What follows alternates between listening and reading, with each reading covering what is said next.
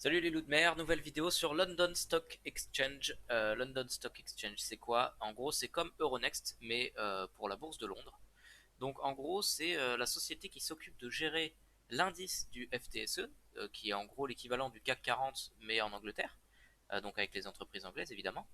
Euh, et donc qui s'occupe de gérer la bourse, hein, vraiment la place boursière et les interactions entre investisseurs et entreprises à Londres, euh, et de permettre aux entreprises, aux nouvelles entreprises ou aux anciennes entreprises qui souhaitent rentrer en bourse pour récupérer des fonds euh, afin de fonctionner, afin de récupérer en gros des fonds pour pouvoir investir, hein, tout simplement.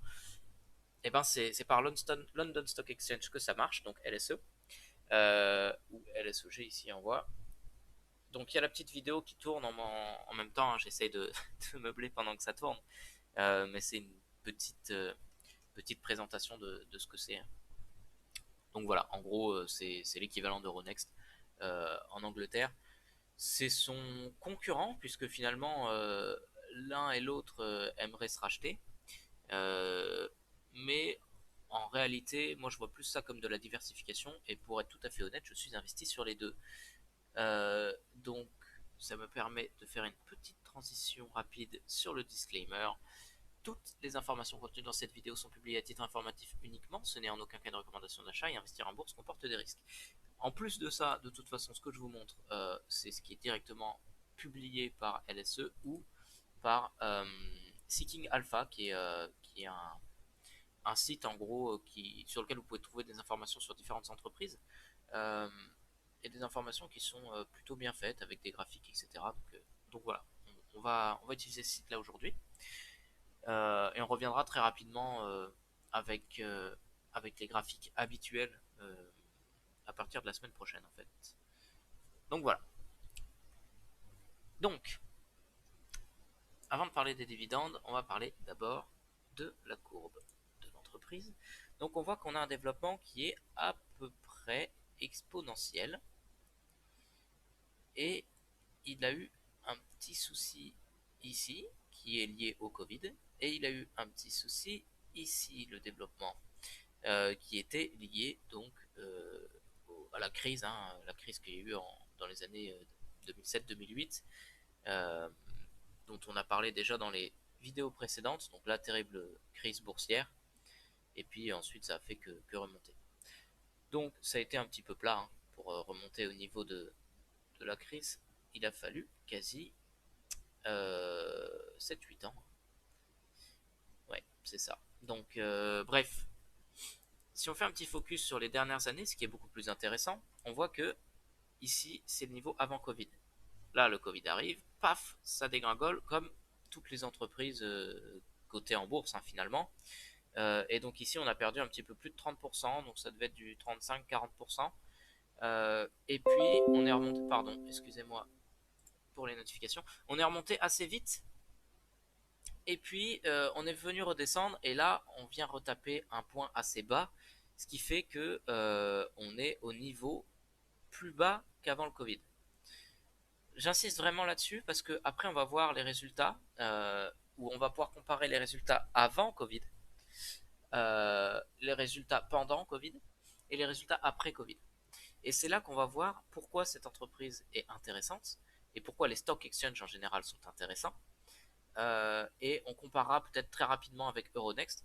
Alors j'ai pas préparé les chiffres, je suis désolé, mais bon de toute façon vous avez l'autre vidéo, je crois que c'est celle que j'ai publiée juste avant, qui exprime les derniers résultats d'Euronext. Donc de toute façon il n'y a pas grand-chose pour pouvoir faire la comparaison. Et puis on va développer tout ça, ok? Donc avant de finir la vidéo avec les résultats du troisième trimestre, on voit ici qu'avant on avait des dividendes qui étaient autour de 3%, aujourd'hui ils sont plus qu'à 1%, mais ils sont assez stables et on voit qu'ils sont plutôt sur une tendance haussière depuis un bon moment. Euh, Comment ils sont versés? Ils sont versés de façon semi-annuelle, donc on en a deux par an, qui sont versés de façon continue depuis 2012, donc depuis quasi 10 ans. Il y a juste en 2018, ah, vous voyez ici, où on n'a pas eu de dividende. Sinon, comment ça marche? C'est en avril. Ah bon, bah là c'était en février, mauvais exemple. Mais sinon, en avril, vous touchez 70% du dividende, donc c'est-à-dire 0,7% de ce que vous avez investi, et vous touchez 30%, ah, pardon, 0,3% en août. Donc, voilà, ça veut dire que là, vous ne retoucherez pas de dividende avant avril, théoriquement. À savoir que, bon, de toute façon, à partir du. Enfin, vous pouvez investir à n'importe quel moment, puisque de toute façon, quand les dividendes sont versés, la cotation boursière descend d'un pourcentage égal au pourcentage que l'entreprise reverse en dividende. Okay, donc de toute façon, c'est transparent. Le seul truc qui est important, c'est de savoir est-ce qu'on est assez patient pour attendre jusque-là, puisque de toute façon, en fait, quand ça descend, ça fait un drop, et en général, les gens réinvestissent. Bon, là, on a déjà un drop, donc ça nous permet d'avoir les dividendes plus l'achat du dip post-dividende. Bon, après, sachant que ça va être un dip de 0,7%, de toute façon, le dip ne sera pas exceptionnel, hein. Donc peu importe, investissez quand vous voulez, le dividende n'est pas incroyable, mais il a le mérite d'exister. Donc voilà, et sachant qu'en plus l'entreprise a une courbe qui monte petit à petit, aujourd'hui de façon exponentielle, mais vous allez voir que je pense, d'après moi, que le côté exponentiel, on va vite le perdre pour avoir un côté plus linéaire, mais qui va monter quand même. Donc, ça, ce sont les résultats qui ont été publiés. Ah, on voit pas bien, pardon. Les résultats qui ont été publiés euh, en octobre par London Stock Exchange. Donc la ligne qui est intéressante, c'est celle-là. Le reste, on va pas en parler. Vous l'avez, donc si vous voulez le traiter, n'hésitez pas. Mais bon, je pense que si vous êtes là, c'est pour gagner du temps et que je mâche un peu le travail pour vous. Donc on va directement dans le détail, qui est le gross profit qui est en gros le chiffre d'affaires moins les dépenses. C'est pas vraiment le bénéfice net, hein. Il y a encore un petit peu à enlever pour avoir le bénéfice net, mais croyez-moi sur parole, du bénéfice net, ils en font. Ils en font de façon assez constante, et vu que leurs dépenses, leurs taxes, etc. sont à peu près régulières, on a finalement un gros profit qui est assez parlant, qui est bien représentatif des bénéfices nets. Donc ce qui est intéressant à voir, c'est surtout ce gros profit. Est-ce qu'il monte? Est-ce qu'il descend? Est-ce qu'il est stable? Donc on voit globalement qu'il est stable. Franchement, on est sur du 1,5 milliard par trimestre. Bon, ce qui reste une très très belle somme, hein. Des entreprises qui font ça, ça fait quand même toujours plaisir, mais on n'a pas d'augmentation en fait de ces bénéfices, de ce profit. Euh, et quand une entreprise n'augmente pas tous les trimestres ou tous les ans, c'est en fait voilà, déjà quand une entreprise n'augmente pas chaque année ses bénéfices, euh, eh ben, on perd ce côté exponentiel, puisque ça intéresse moins les investisseurs, puisqu'on considère qu'il y a une stagnation. Cependant, quand on a une stagnation au niveau des résultats, mais que ce sont des résultats positifs, hein, typiquement, là on fait quand même 1,5 milliard, plus d'1,5 milliard tous les trimestres euh, de livres, hein, en plus, qui est quand même une monnaie assez chère, euh, de profit, et eh ben l'entreprise elle peut réinvestir, etc., et se développer, donc on a quand même un développement de l'entreprise. Donc on a une stagnation au niveau de la courbe depuis un petit peu avant, en gros on est au même niveau que février, je crois janvier ou février 2020, et pourtant on continue à faire des bénéfices qui sont égaux en gros à 2020. Donc en soi, le fait qu'on n'augmente pas en bénéfices ne devrait pas faire qu'on n'augmente pas en courbe, ça devrait faire augmenter la courbe, mais ça ne devrait pas faire augmenter exponentiellement. Ok? Du coup, moi je trouve que c'est une bonne nouvelle. Si on compare l'un à l'autre, on se dit, euh, la courbe est quand même méchante par rapport aux bénéfices annoncés.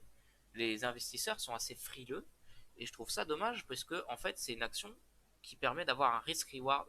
Il n'y a pas vraiment de risk-reward, pardon, justement, mais qui permet d'avoir une gestion du risque. Les entreprises que je vous ai présentées depuis le début, en dehors d'Euronext, sont quand même des entreprises qui ont un risk-reward assez important, puisqu'elles sont une cotation très basse, et des bénéfices qui vont très potentiellement bientôt arriver, etc.